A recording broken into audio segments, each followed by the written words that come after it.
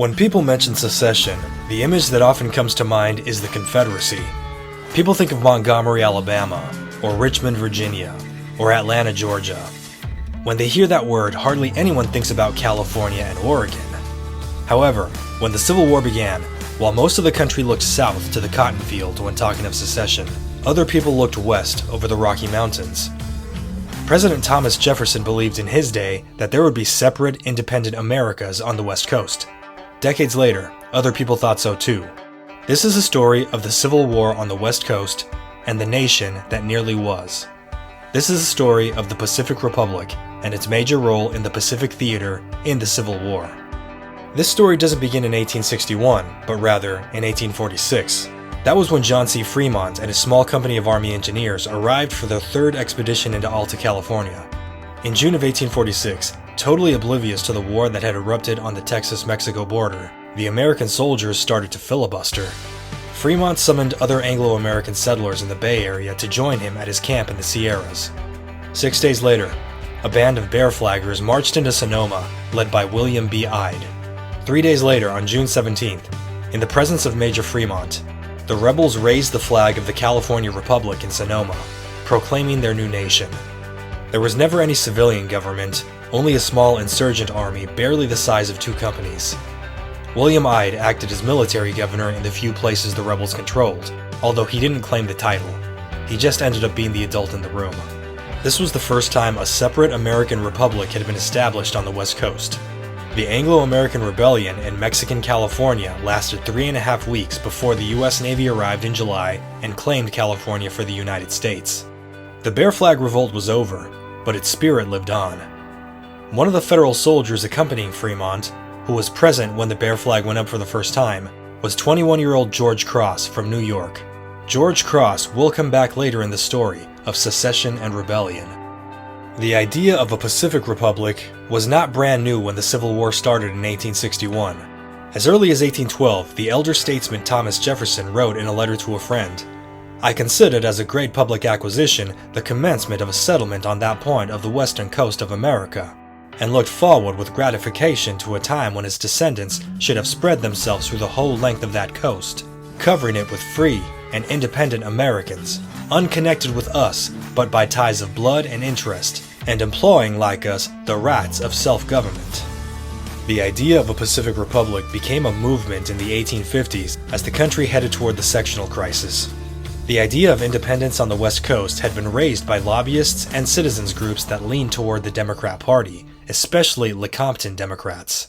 A September 1856 letter was printed in the Oregon Statesman advocating for the West Coast states and territories to form a Pacific Coast Republic. Oregon Senator Joseph Lane strongly supported the idea of a Pacific Coast Republic, and he advocated for it before the war and during the first half of the war. California's governor-turned-senator, Milton Latham, said on the floor of the U.S. Senate, "We in California would have reasons to induce us to become members neither of the Southern Confederacy nor the Northern Confederacy, and would be able to sustain for ourselves the relations of a free and independent state. We have resources not possessed by any other state in the Union, while our population comprises the most enterprising and energetic men of the country. Why should we trust to the management of others what we are abundantly able to do ourselves? Why depend on the South or the North to regulate our affairs?"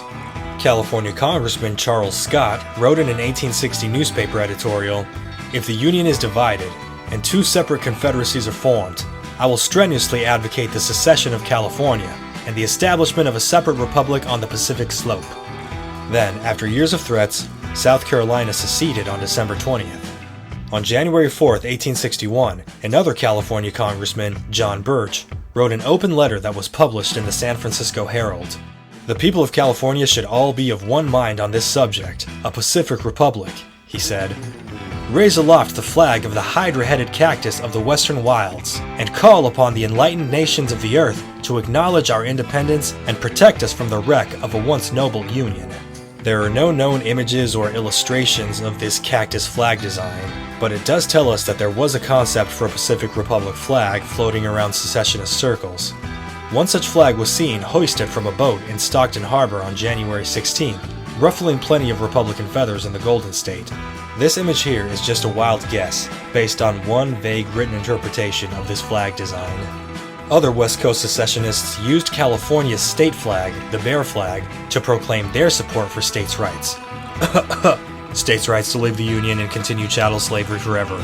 One of the undersheriffs of Los Angeles, Andrew Jackson King, went parading through downtown LA with a portrait of Confederate General Beauregard in April.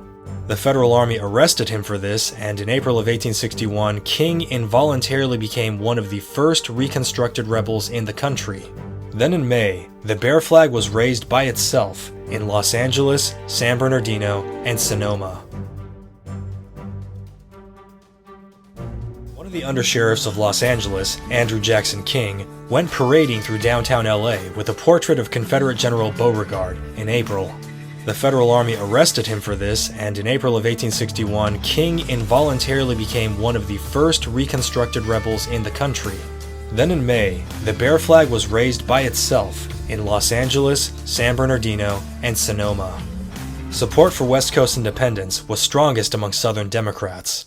That was roughly a third of California's population that supported creating a Pacific Republic whose independence would deprive the Union of men and natural resources for the war against the Southern Confederacy. The Alameda Gazette printed an opinion piece saying, "The Union is dissolved. The end no man can see. It behooves us of California then, in view of the impending crisis, to look about us and prepare for the worst. Our solution of the question, advanced with doubt and hesitation, is a Pacific Republic." The San Leandro Gazette declared, "We are a Pacific Republic if, unfortunately, the Confederacy should be disrupted. We believe it to be the true policy of California in such an event to cut loose from both sections and not involve herself in the general ruin." In January of 1861, the outgoing U.S. President James Buchanan, a Southerner, consolidated the military departments of California and Oregon into a single Pacific Department. This new department consisted of California and Oregon, plus the Washington Territory, the Nevada Territory, modern-day Arizona, and part of Utah. Buchanan also appointed General Albert Sidney Johnston as department commander. Johnston fought in the Texas War of Independence, served as a general in the Texas Army, was grandfathered back into the U.S. Army when Texas was annexed into the U.S., and then fought in the Mexican War. Southerners had every expectation that Johnston would aid in the logistics of California's secession. Maine Congressman James Blaine later wrote in his memoir, "After the hostilities broke out, Jefferson Davis had expected, with a confidence amounting to certainty, and based, it is believed, on personal pledges, that the Pacific Coast, if it did not actually join the South, would be disloyal to the Union, and would, from its remoteness and its superlative importance, require a large contingent of national forces to hold it in subjection. It was expected by the South that California and Oregon would give at least as much trouble as Kentucky and Missouri, and would thus indirectly but powerfully aid the Southern cause."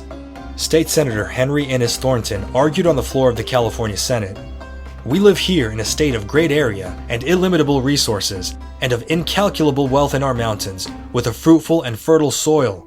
Above all, we have a gallant, a free, a warlike people, and I know, come what may, California will maintain her dignity and her position among the nations of the earth.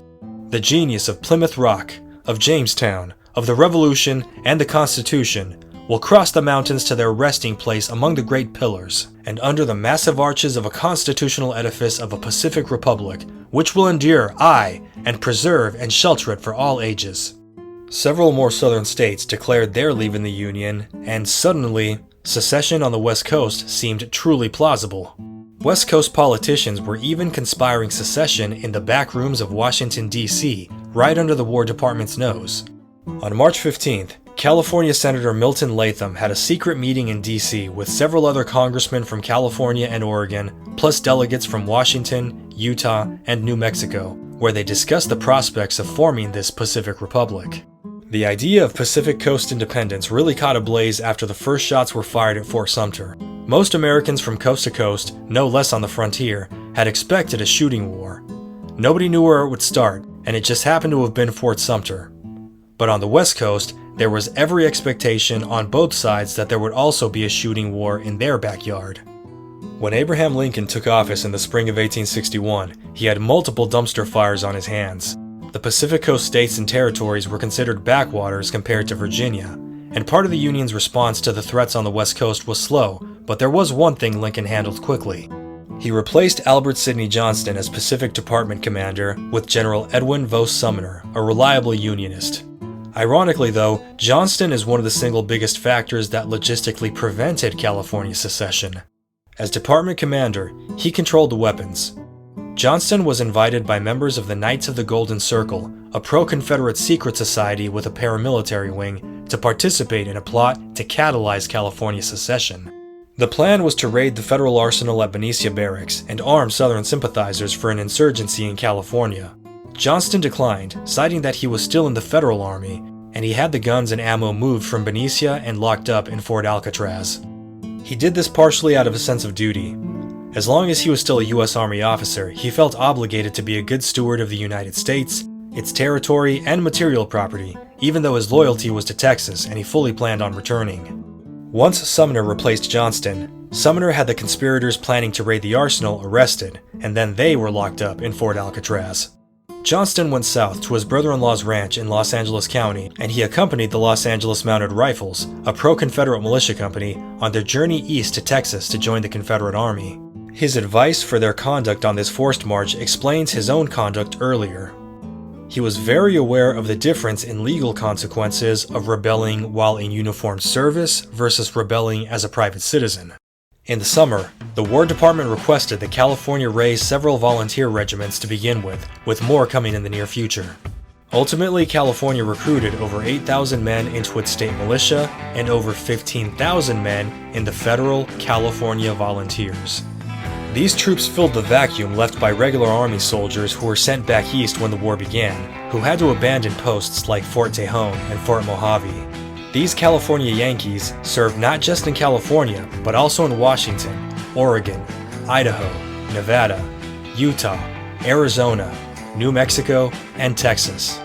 In contrast, there were around 1,000 pro-Confederate rebel militiamen in the San Bernardino Mountains and a few scattered bands around the Sierra Nevada. With such a disparity in manpower and guns, the presence of federal troops, plus their frequent patrols and arrests of Confederate sympathizers, made armed insurgencies on the West Coast nearly impossible. Some militants certainly tried, but the California Volunteers, sometimes with the help of the state militia, confronted Confederate and pro-Confederate partisans in multiple known Copperhead strongholds, from El Monte to the San Bernardino Mountains, and from Sacramento to Portland.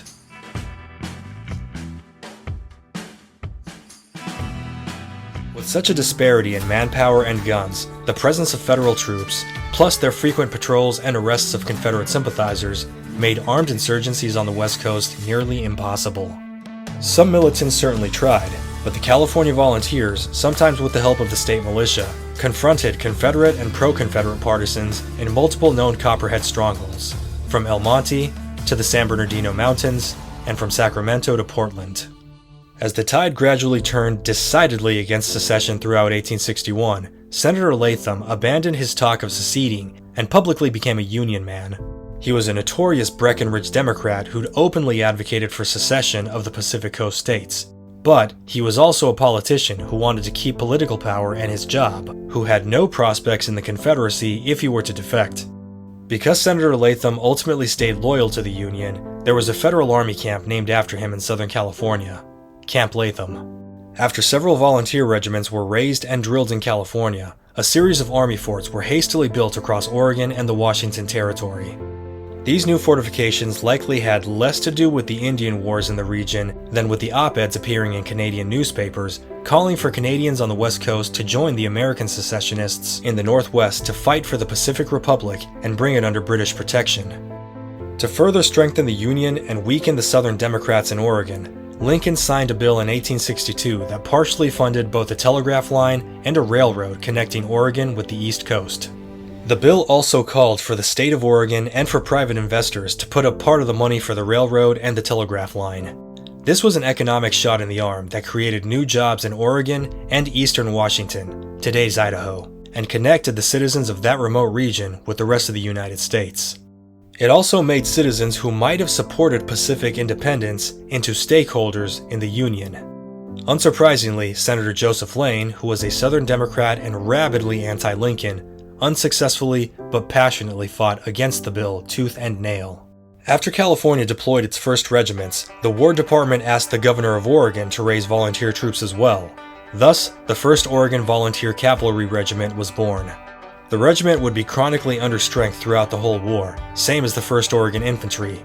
But the Oregon Volunteers still fought in the Indian Wars alongside California troops, shut down several pro-Confederate newspapers around Oregon, and occasionally arrested local secessionists. With their own people now in uniform, citizens of Oregon had another reason to feel like stakeholders in the Union war effort. But the movement for secession on the West Coast persisted. In response, the Oregon State Legislature passed a series of resolutions in support of President Lincoln and the Union in September 1862. One of their resolutions specifically rejected that Oregon should secede from the United States, and to the proposed Pacific Republic, the legislature declared, quote, "The emphatic condemnation of the people of Oregon, and we denounce it as a development of treason favored by no man who has intelligence and patriotism," unquote. 18 months later, on March 5, 1864, the telegraph line connecting Washington, D.C. to Portland, Oregon was completed. The first telegraph sent back east was from Governor Gibbs to President Lincoln. The wire from Portland read, "Our telegraph completed. Let the Great Pacific Railroad with a branch to Oregon soon follow. We want no Pacific Republic, no compromise with rebels in arms, and no more slavery." Most rebels and rebel sympathizers had accepted by the end of 1861 that California and Oregon were staying in the Union, though some diehards clung to the dream even longer.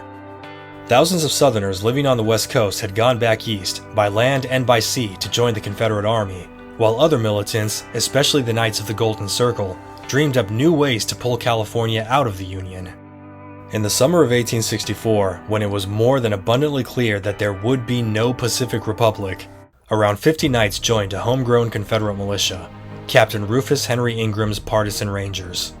The volunteers were local recruits, but Captain Ingram was a veteran of Quantrill's band in Missouri, now a Confederate officer sent from back east to get gold for the Confederacy and disrupt the Union war effort.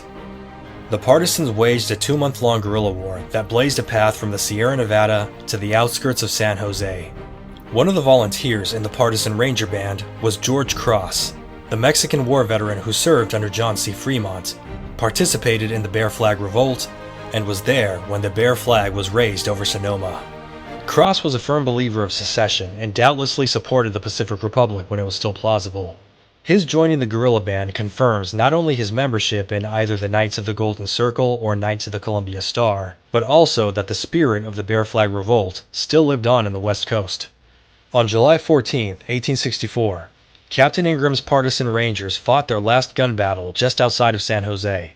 2 bushwhackers were killed, others wounded, and multiple rebels captured.